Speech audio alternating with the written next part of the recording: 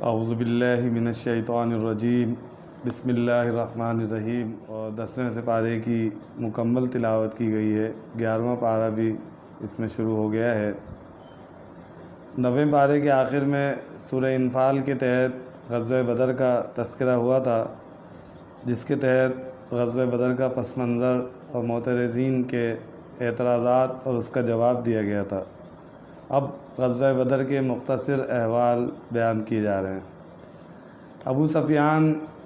کو جب اطلاع ملی کہ آپ صلی اللہ علیہ وسلم اور آپ کے ساتھی قافلے پر حملے کے لیے آ رہے ہیں، تو اس نے ایک آدمی مکے کی طرف دوڑا دیا اور خود راستہ بدل دیا۔ اہل مکہ کو جب اس کی اطلاع ملی تو فوراً 1000 کا لشکر، جس میں بڑے بڑے قریش کے سردار شامل تھے، پورے ساز و سامان کے ساتھ مدینہ منورہ کی طرف روانہ ہو گئے۔ اس 1000 کے لشکر میں 600 زرہ پوش اور 100 سوار بھی شامل تھے۔ کوئی لشکر صرف اپنے قافلے کو بچانے کے لیے نہیں نکلا تھا، بلکہ اس نیت سے نکلا تھا کہ اس معاملے کو آج ختم ہی کر دیا جائے۔ دوسری طرف مسلمانوں کا یہ حال تھا کہ ان کے پاس پورا ساز و سامان بھی نہ تھا، کیونکہ وہ جنگ کے ارادے سے نہیں نکلے تھے۔ حضور اکرم صلی اللہ علیہ وسلم کو مقام صفارہ میں اس کی اطلاع ملی کہ ایک لشکر جرار ابو جہل کی قیادت میں آ رہا ہے، تو آپ نے صحابہ رضوان اللہ علیہم اجمعین سے مشورہ کیا کہ دونوں میں سے کسی ایک جماعت کو اختیار کر لو، یا تو تجارتی قافلے پر حملہ کر دو یا پھر اس لشکر سے مقابلہ کرو۔ اللہ تعالیٰ تمہیں دونوں میں سے کسی ایک پر غلبہ عطا فرمائیں گے۔ صحابہ کرام رضوان اللہ علیہم اجمعین نے عرض کیا کہ جو آپ کا رب حکم لیے ہم بنی جا کر جو ہے وہ لڑیں، ہم یہیں بیٹھے رہیں گے۔ ماہ رمضان المبارک کی 17 تاریخ کو دونوں لشکر آمنے سامنے ہوئے۔ حضور نبی کریم صلی اللہ علیہ وسلم نے جو ہے اپنے لشکر کے پڑاؤ کے لیے جو جگہ منتخب کی تھی، وہ جگہ پکی جگہ تھی، اور وہاں پر آپ صلی اللہ علیہ وسلم نے پڑاؤ کیا۔ تو اس پر ایک صحابی رسول رضی اللہ تعالیٰ عنہ نے آپ صلی اللہ علیہ وسلم سے کہا کہ اللہ کے نبی صلی اللہ علیہ وسلم، یہاں جو آپ نے پڑاؤ کے لیے جگہ منتخب کی ہے، یہ اللہ کا فیصلہ ہے؟ آپ صلی اللہ علیہ وسلم نے فرمایا نہیں۔ تو کہا کہ کیا یہ آپ کا فیصلہ ہے؟ کہا میرا ذاتی فیصلہ ہے، کوئی اس میں نہیں ہے۔ تو ان صحابی نے کہا کہ ہم جو ہے اس پکی جگہ کی بجائے کچی جگہ کو منتخب کر لیں تو ہمارے لیے اس میں بہتری ہوگی۔ سے یہ ہوگا کہ اگر بارش ہو جاتی ہے تو پھر کیچڑ نہیں ہوگی، پکی جگہ میں کیچڑ ہو جائے گی، پھسلن ہوگی۔ وہی کچی جگہ میں جب ہم پڑاؤ کریں گے تو بارش سے وہ جگہ بہت اچھی ہو جائے گی۔ اللہ کے نبی صلی اللہ علیہ وسلم نے ان صحابی کی بات مانی اور لشکر کو جو ہے اس کچی جگہ کی طرف پڑاؤ ڈالنے کا حکم دیا۔ عزیز دوستو، ساتھیو، اس سے یہ بات بھی ثابت ہوتی ہے کہ جیسا کہ قرآن میں ہے کہ وَشَاوِرْهُمْ فِي الْأَمْرِ، کہ تم اپنے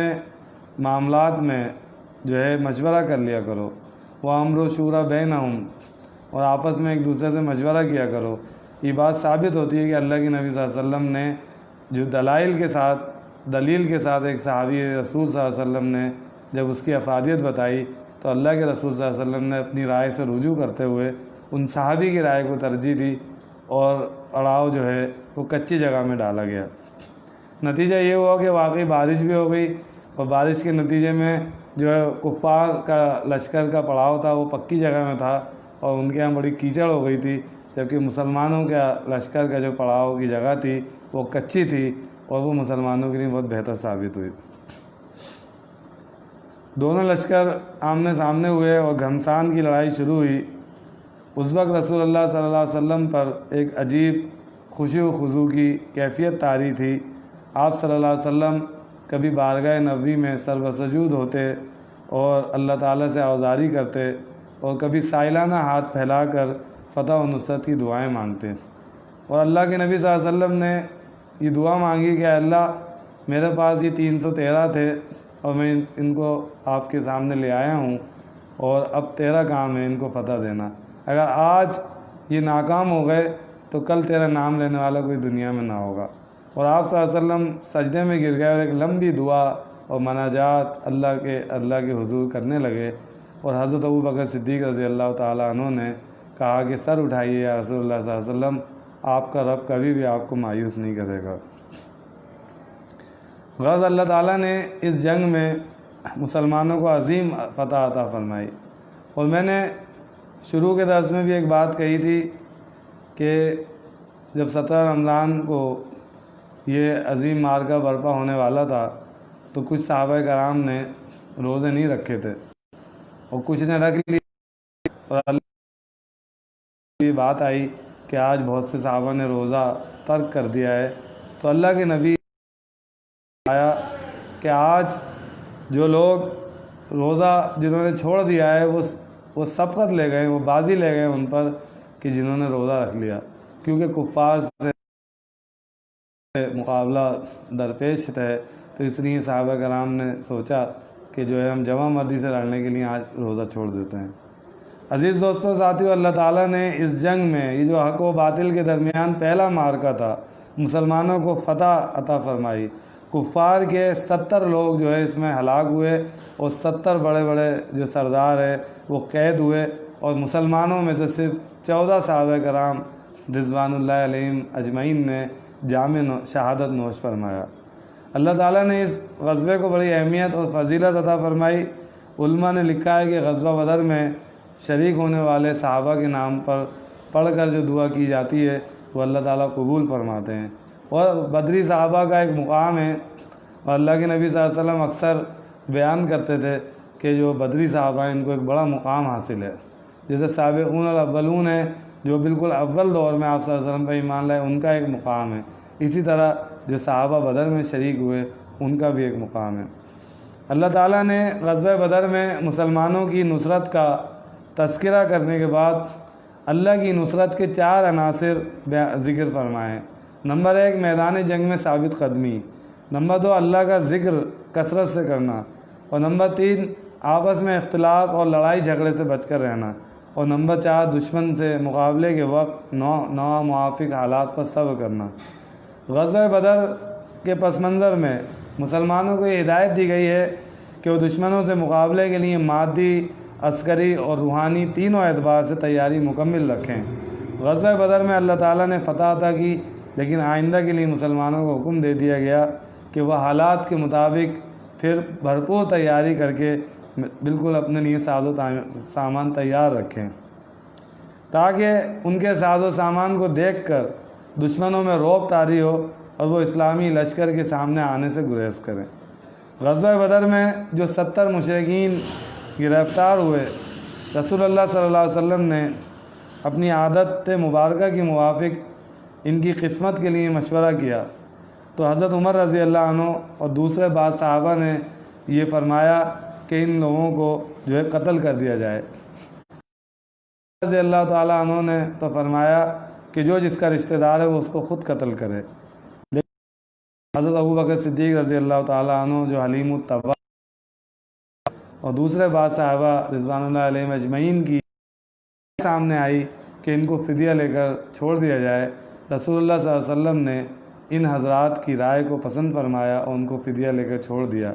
لیکن اللہ تعالیٰ نے حضرت عمر رضی اللہ تعالیٰ عنہ کی رائے کو پسند فرمایا، چنانچہ ارشاد فرمایا کہ اگر اللہ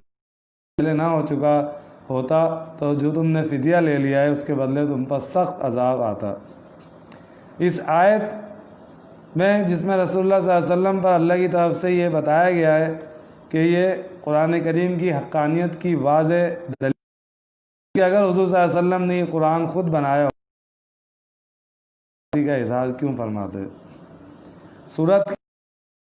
ایک دوسرے کو کا رفیق اور دوست قرار دیا گیا ہے، جو اللہ کی رضا کے لیے ہجرت کرتے ہیں اور جہاد کرتے ہیں، ایک دوسرے کو ٹھکانہ دیتے ہیں اور ایک دوسرے کی مدد بھی کرتے ہیں، یعنی سورت کی انتہا جہاد ہی کے بیان پر مشتمل ہے۔ اس کے بعد اگلی سورت توبہ شروع ہو رہی ہے، یہ بھی مدنی سورت ہے، لیکن ایک بات اور میں غزوہ بدر کی بڑی اہم بات ہے جو بیان کرنا ضروری سمجھوں گا کہ جب اس غزوے کے اندر، اس معرکے کے اندر جو ہے ایسے لوگ آمنے سامنے تھے، کیونکہ ظاہر ہے ابھی لوگ ایمان لائے تھے، نیا جو ہے ابھی 10 سال ہوئے تھے مسلمانوں کو، لوگ اسلام لائے تھے، تو کسی کا باپ مسلمان تھا تو کسی کا بیٹا مسلمان تھا، کسی کا باپ کافر تھا تو بیٹا مسلمان تھا۔ حضرت ابوبکر صدیق کے بیٹے جو بعد میں اپنے ابو کو یہ واقعہ سناتے ہیں میں آپ میری تلوار کی زد میں آ گئے تھے اور میں نے آپ کو اس لیے چھوڑ دیا تھا کہ آپ میرے باپ تھے۔ حضرت ابوبکر صدیق رضی اللہ تعالیٰ عنہ نے فرمایا، بیٹا اگر تم میرے تلوار کی زد میں آ جاتے تو میں تمہارا کام تمام کر دیتا، کیونکہ تم اپنے ایمان میں کچے تھے لیکن میں اپنے ایمان میں مضبوط تھا۔ یعنی قومیت کے بت کی جڑ اکھاڑ دی گئی اس معرکے کے اندر، قومیت کے بتوں کو پاش پاش کر دیا گیا۔ سگا باپ بیٹا حضرت ابوبکر صدیق رضی اللہ تعالیٰ عنہ فرما رہے ہیں کہ تم میرے مقابلے میں اگر آ جاتے جنگ کے دوران میں تمہیں نہیں چھوڑتا، تمہارا سر قلم کر دیتا، کیونکہ میں اللہ کے راستے میں جہاد کے لیے نکلا ہوں۔ میں کسی قوم پرستی میں نہیں نکلا، میں اپنی قوم کو بچانے کے لیے نہیں نکلا، میں اپنے وطن کو بچانے کے لیے نہیں نکلا، میں تو اللہ کے کلمے کو بلند کرنے کے لیے نکلا ہوں۔ تو غزوہ بدر کا ایک پیغام یہ بھی ہے کہ اللہ کے راستے میں جو بھی آئے، چاہے سگا باپ ہو، سگا بیٹا ہو، وہ جو ہے اس کو تہ تیگ کر دیا جائے گا، اس کو نہیں چھوڑا جائے گا۔ عزیز دوستو ساتھیو، پھر سورہ توبہ جو ہے وہ شروع ہوتی ہے، اور یہ سورہ توبہ جو ہے فتح مکہ کے بعد نازل ہوئی، اور اس میں 16 رکوع اور 129 آیات ہیں۔ یہ سورت 2 ناموں سے مشہور ہوئی، ایک التوبہ اور دوسری براءت۔ اس توبہ کا نام توبہ اس میں 3 سچے مسلمانوں کی توبہ کی، یا اس وجہ سے کہ اس میں بار بار توبہ کا ذکر آیا ہے، اس لیے اس کو برات اس وجہ سے کہتے ہیں کہ اس میں مشرکین سے اللہ نے بری الذمہ ہونے کا۔ بسم اللہ اس سورت کے شروع میں نہیں لکھی جاتی، نہ پڑھی جاتی ہے، تو اس کی بھی مفسرین نے 5 اقوال بیان کیے ہیں۔ سب سے پہلا ویلڈ اور مضبوط پوائنٹ تو یہ ہے کہ اس سورت کے آغاز میں نبی صلی اللہ علیہ وسلم نے بسم اللہ نہیں لکھوائی۔ دوسرا، مفسرین نے بتائی کہ حضرت عثمان رضی اللہ تعالیٰ عنہ سے اس کی وجہ دریافت کی گئی، تو انہوں نے فرمایا کہ رسول اللہ صلی اللہ علیہ وسلم پر ایک زمانے میں بہت کثرت سے آیات نازل ہوتی تھیں، اور آپ فرماتے جاتے تھے کہ اس کو فلاں صورت میں رکھ لو اور اس کو فلاں صورت کے بعد لکھ دو، لیکن ان دونوں صورتوں کے بارے میں وضاحت نہیں فرمائی کہ یہ ایک ہی صورت ہے یا الگ الگ، اور کیونکہ ان کے مضامین ایک جیسے ہیں اس لیے میں نے ان کو برابر رکھ دیا۔ چونکہ اس میں کفار کے نقض عہد اور منافقین کی رسوائی کا بیان ہے، گویا سورہ عذاب ہے، اور بسم اللہ رحمت کا ذکر ہے، اس لیے اس کے ساتھ جوڑ نہ بیٹھا، اس لیے نہ لکھا۔ صحابہ میں یہ اختلاف تھا کہ الگ الگ صورتیں ہیں یا ایک، تو 2 ہونے کے خیال سے الگ الگ لکھ دیں اور ایک ہونے کے خیال سے بسم اللہ نہیں لکھی۔ 5واں جو مفسرین نے وجہ بیان کی کہ اس وقت کے جنگی اصول اور رواج کے مطابق ایسا کیا گیا کیونکہ نقض عہد کے وقت مراسلت کی صورت میں بسم اللہ نہیں لکھی جاتی تھی، یہاں بھی مشرکین کے عہد کو توڑنے کا اعلان ہے۔ اس میں سب سے ویلڈ اور جو مستند جو اس کا پوائنٹ ہے وہ یہی کہ نبی صلی اللہ علیہ وسلم نے اس کے آغاز میں صورت نہیں لکھی اور آج تک نہیں لکھی ہوئی۔ یہ صورت فتح مکہ کے بعد نازل ہوئی۔ عرب کے بہت سے قبائل اس انتظار میں تھے کہ حضرت صلی اللہ علیہ وسلم کے ساتھ کفار قریش کی جنگ کا کیا انجام ہوتا ہے۔ جب قریش نے صلح حدیبیہ کے بعد والا معاہدہ توڑا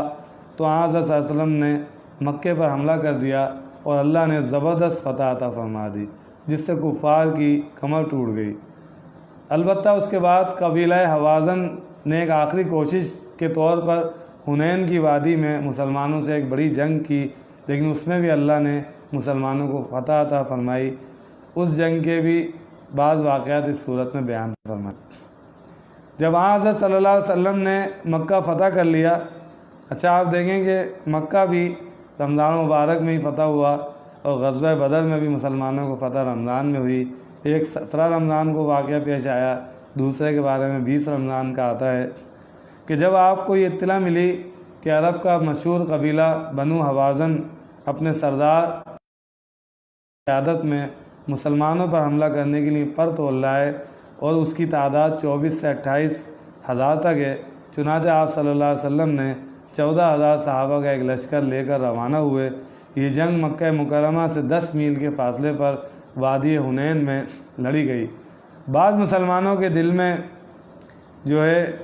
یہ بات آئی کہ آج تو ہماری تعداد اتنی زیادہ ہے تو ہم آج کسی سے مغلوب نہیں ہو سکتے۔ اللہ کو یہ بات پسند نہیں آئی کہ مسلمان اللہ کی بجائے کسی اور سے تعداد پر بھروسہ کریں، کیونکہ اللہ نے قرآن میں فرمایا کم من فئۃ غلبت من فئۃ کثیرہ۔ بارہ ایسا ہوا ہے کہ اللہ نے ایک چھوٹے سے گروہ کو بڑے گروہ پر غلبہ عطا فرمایا اللہ کے حکم سے۔ تو اس بات کو اللہ تعالیٰ کو پسند نہیں آئی۔ مسلمان ایک تنگ گھاٹی سے گزر رہے تھے کہ قبیلہ حوازن نے ایسی تیر اندازی کی اور صحابہ کرام جو ہے بہت سے میدان جنگ سے ہٹ گئے۔ پھر رسول اللہ صلی اللہ علیہ وسلم نے اپنے جانباز صحابہ کے ساتھ ثابت قدم رہے آپ، اور آپ صلی اللہ علیہ وسلم نے حضرت عباس رضی اللہ عنہ سے فرمایا کہ پیچھے ہٹنے والوں رضی اللہ تعالیٰ عنہ نے ندا لگائی، آواز لگائی کہ اللہ کے نبی صلی اللہ علیہ وسلم کہہ رہے ہیں کہ سب لوگ آ جائیں آگے، اور اس طرح جو ہے کچھ ہی دیر میں جنگ کا پانسا پلٹ گیا اور سارے مسلمان دوبارہ واپس آ گئے، اور جو ہے اس میں حوازن کے 70 سردار جو ہے مارے گئے، 6,000 افراد جنگی قیدی بنائے گئے، اور بڑی تعداد میں مویشی اور 4,000 اوقیہ جو ہے چاندی جو ہے مسلمانوں کو مال غنیمت میں ملی۔ اس کے بعد تو قبیلے اسلام میں داخل ہونے لگے اور عرب کے بیشتر قبائل پر اسلام کا پرچم لہرانے لگا، لیکن رسول اللہ صلی اللہ علیہ وسلم کی خواہش تھی کہ جزیرہ عرب میں 2 دن باقی نہ رہیں، اس لیے صورت کے شروع میں کفار کو مہلت دی گئی کہ یا تو اسلام قبول کر لیں یا جزیرہ عرب چھوڑ دیں یا پھر جنگ کے لیے تیار ہو جائیں۔ اس کے بعد دوسرا مرحلہ یہود و نصارہ کو بھی وہاں سے نکالنا تھا، اور حضرت صلی اللہ علیہ وسلم کی حیات مبارکہ میں یہ مرحلہ تو مکمل نہ ہو سکا، مگر آپ صلی اللہ علیہ وسلم نے اس کی وصیت فرما دی تھی کہ کفار کو جزیرۃ العرب سے نکال دیا جائے۔ ابھی مسلمان فتح مکہ اور غزوہ حنین کے بعد آرام سے بھی نہ بیٹھے تھے کہ آپ صلی اللہ علیہ وسلم کو اطلاع ملی کہ روم کے بادشاہ ہرقل نے مسلمانوں کی بڑھتی ہوئی طاقت کو دیکھتے ہوئے ان پر حملہ کرنے کے لیے ایک بڑی فوج جمع کی ہے۔ حضرت صلی اللہ علیہ وسلم نے پیش قدمی کر کے اس مقابلے کے لیے تبوک جانے کا ارادہ فرمایا، اور اس نے عام فرمایا کہ ہر ایک نے چلنا ہے۔ یہ وہ زمانہ تھا، شدید گرمی تھی، جسے آپ کہہ سکتے ہیں کہ ہیٹ اسٹروک تھا، کھجوریں پکنے کا زمانہ تھا، اور اسی پر اہل مدینہ کی پورے سال کی معیشت کا دار و مدار تھا، اور تبوک کا سفر بھی بہت لمبا تھا، تقریباً 800 میل کے صحرا کا سفر تھا۔ سفر کے لیے سواریاں کم تھیں۔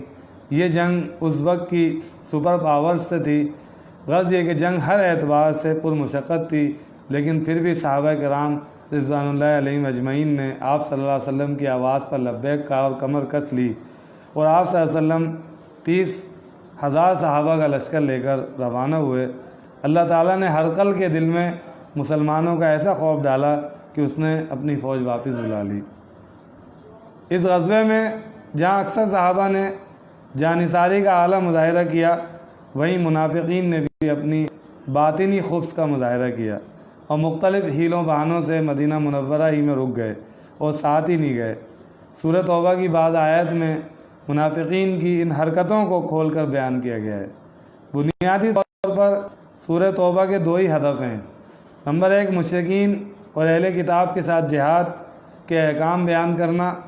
اللہ اور اس کے رسول صلی اللہ علیہ وسلم یہ چاہتے تھے کہ جزیرہ عرب اسلام کا مرکز بن جائے، چنانچہ جب مسلمانوں کو فتوحات حاصل ہونا شروع ہو گئیں اور لوگ جوک در جوک اسلام میں داخل ہونا شروع ہو گئے، تو پھر اللہ تعالیٰ نے یہ حکم نازل فرمایا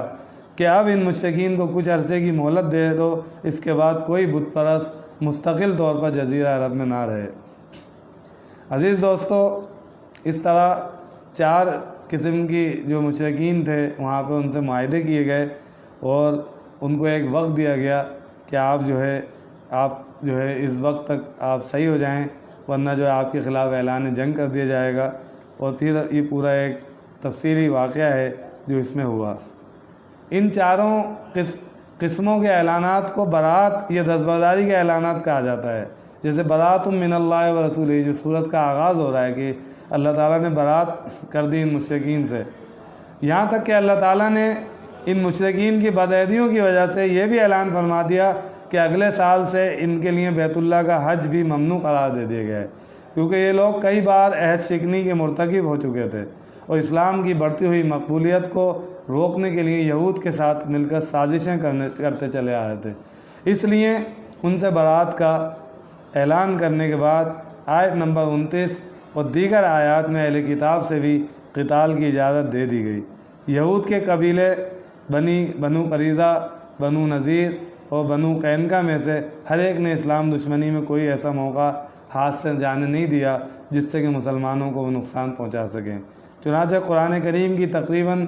20 آیات میں ان کی دسیسہ کاریوں کو تشت اذبام کیا گیا ہے، اور قرآن کریم میں فرمایا گیا وہ اہل کتاب جو نہ اللہ پر ایمان رکھتے ہیں اور نہ یوم آخرت پر، اور جو اللہ اور اس کے رسول کی حرام کی ہوئی چیزوں کو حرام نہیں سمجھتے اور نہ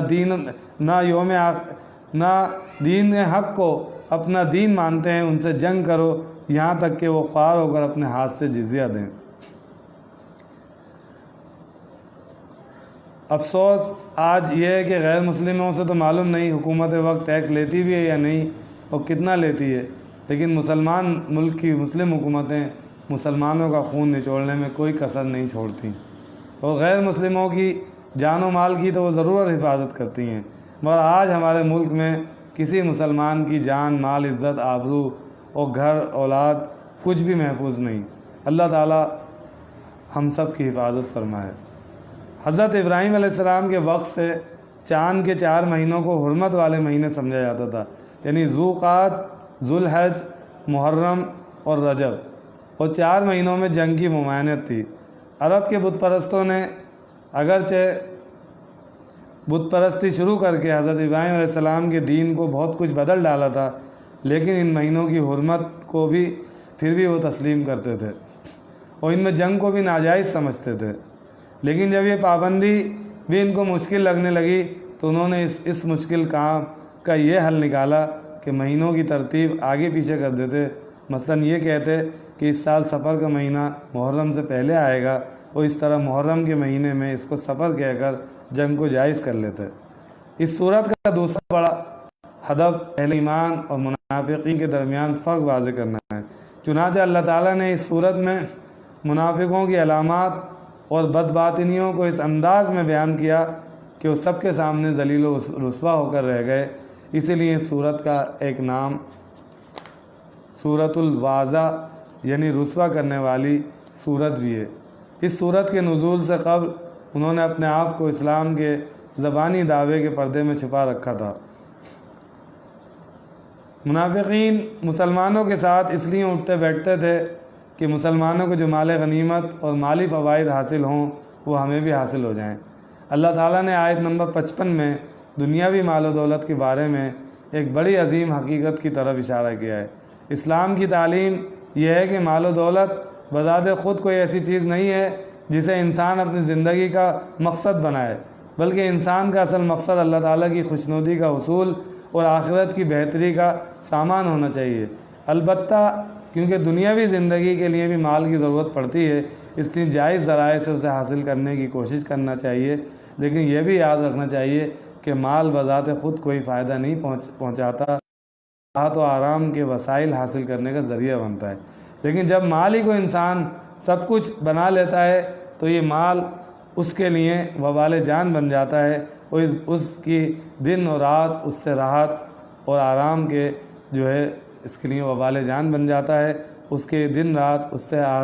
راحت و آرام حاصل کرنے کی بجائے اسے بڑھانے کی فکر میں گزرتے ہیں، جس کی وجہ سے نہ رات کا چین باقی رہتا ہے، نہ دن کا، نہ بیوی بچوں سے بات کرنے کی فرصت ہوتی ہے، نہ آرام، نہ وسائل سے مزہ لینے کا وقت، اور اگر نقصان ہو جائے تو غم کا پہاڑ ٹوٹ جاتا ہے۔ اس صورت میں مال و دولت نعمت بننے کی بجائے دنیا ہی میں عذاب بن جاتا ہے۔ یہی حال اولاد کا بھی ہے کہ اگر اللہ تعالیٰ کے ساتھ تعلق نہ ہو تو وہ بکثرت انسان کے لیے مصیبت بن جاتی ہے۔ اسی کو اللہ تعالیٰ نے فرمایا کہ تمہیں ان مال اور اولاد کی کثرت سے تعجب نہیں ہونا چاہیے، اللہ تعالیٰ تو یہ چاہتا ہے کہ انہی چیزوں سے ان کو دنیا کی زندگی میں عذاب دے اور ان کی جان بھی کفری کی حالت میں نکلے۔ اس کی 33ویں آیت میں جو ہے اللہ تعالیٰ نے فرمایا هو الذی ارسل رسولہ بالہدی ودین الحق لیظہرہ علی الدین کلہ ولو کرہ المشرکون، کہ محمد صلی اللہ علیہ وسلم کو اللہ تعالیٰ نے، وہ اللہ ہی ہے، هو الذی ارسل رسولہ، وہ اللہ ہی ہے کہ جس نے اپنے رسول کو اور اس دین حق کے ساتھ بھیجا، مبعوث فرمایا، تاکہ وہ اس دین کو تمام ادیان باطلہ پر غالب کر دیں، وہ مشرکوں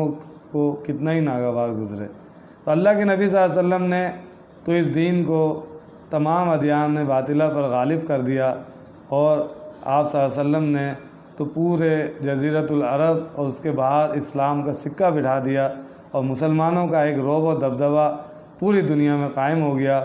اور یہودیوں کو بالکل ان کو جو ہے کمزور کر دیا، اور وہ مغلوب ہو گئے۔ ان کے ساتھ جو کفار مشرکین ان سب کو جو ہے مغلوب کر دیا۔ تو میرے آقا حضرت محمد مصطفیٰ صلی اللہ علیہ وسلم جو ہے وہ اسی حوالے سے دنیا میں اللہ تعالیٰ نے مبعوث کیا تھا کہ وہ اس